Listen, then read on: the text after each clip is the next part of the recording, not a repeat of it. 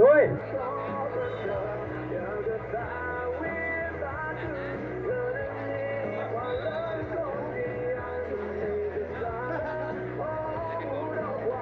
แต่เนี่ยเอาเลย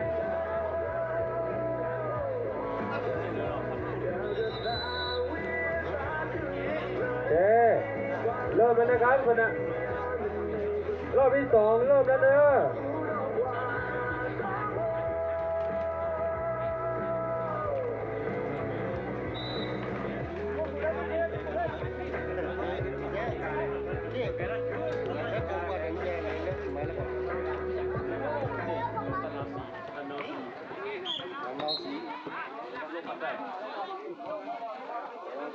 จะไม่เคลียร์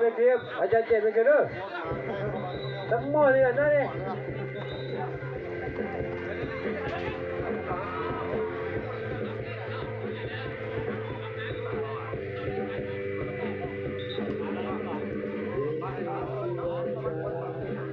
มันเปลี่ยนเหรอมั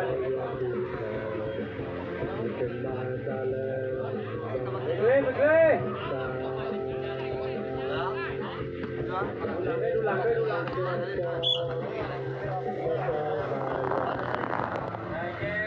ก็มาใช้อะไร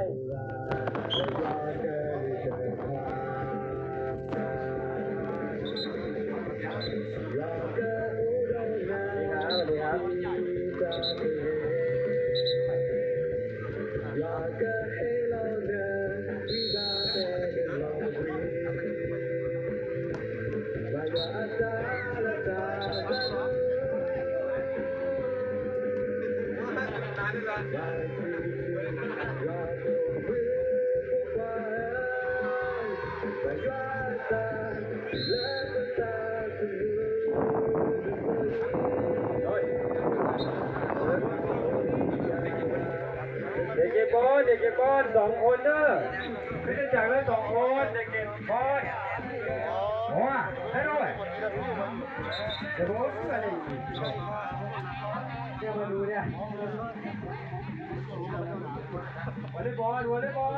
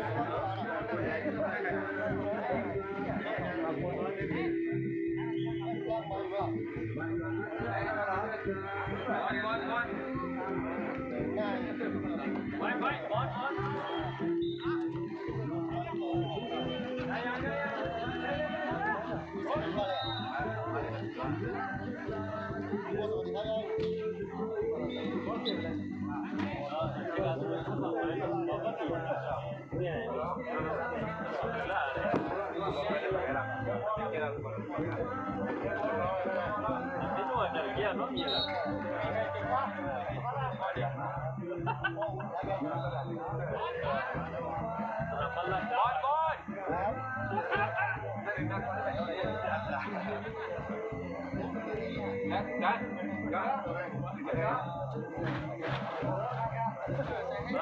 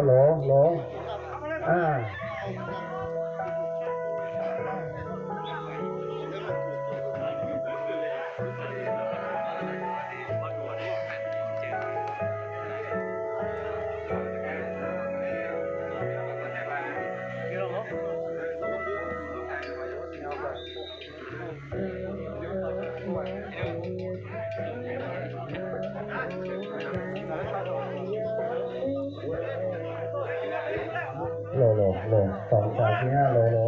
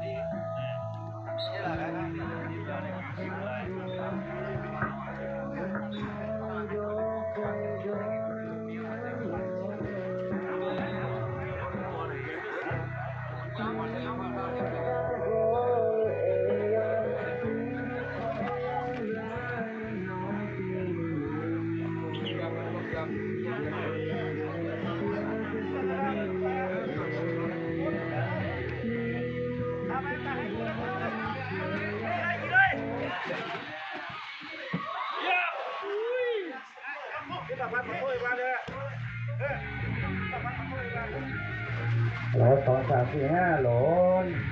อะไรเว้ดูแบบโอ้ก็ได้หมออะไรเว้ถ้าคือตัวว่าดูได้ดูแบบโอ้ได้ต้องพูดชี้แจงพูดเนาะแล้วแต่ลูกไปเนาะลูกร้องพูดเนาะยินดีต้อนรับทุกท่านนะครับเข้าสู่การแข่งขันกีฬาประเภทชาติครั้งที่เท่าไหร่ไม่รู้จำไม่ได้ครับตัวนี้ว่า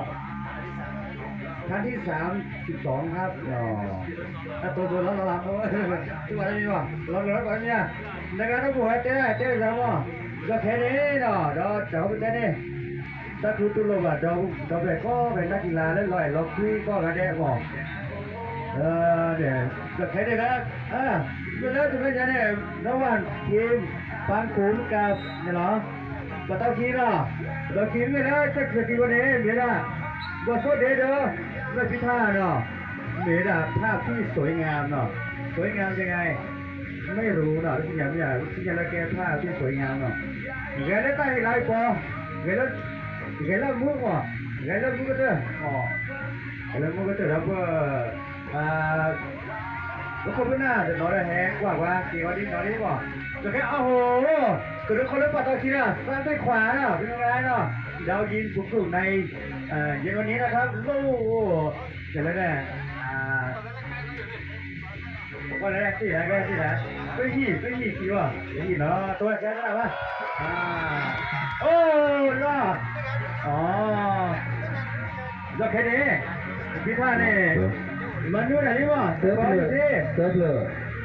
1-1แก่นะอ๋อก็เรียก1แก่เนาะ1แก่เนาะ1ลูกเนาะดูพิธามองไม่ดีเนาะ1อ๋อพี่เตอร์เกรย์ว่ะครับหมดเวลาขึ้นได้หรอครึ่งแรกโดยไม่เป็นขึ้นนำไป1-0เนาะไม่เป็นไรเนาะยังมีโอกาสเนาะยังมีบทก็ดีก่อนสบัดเสื้อเนาะซึ่งเราดีนะทีซื้ออย่างนี้บอกทุกนาทีมีค่าเนาะทุกนาทีมีค่าอัศนา2สนาม2อ๋อลูกฟรีคิกครับผมของคิกเลือกปัตตานีเป็นไงปัตตานีเล็กซ้ายเล็กขวาสลับกันอย่างนี้นะดูอัปเปอร์ตัดอย่างนี้คือซ้ายคือตัวก็สุดท้ายแล้วไม่ต้องเสือเลือดทั้งตัวนะสวัสดีท่านเป็นไงโอ้โหปัตตานีเป็นไงโอ้ยเป็นตัวหมดเวลา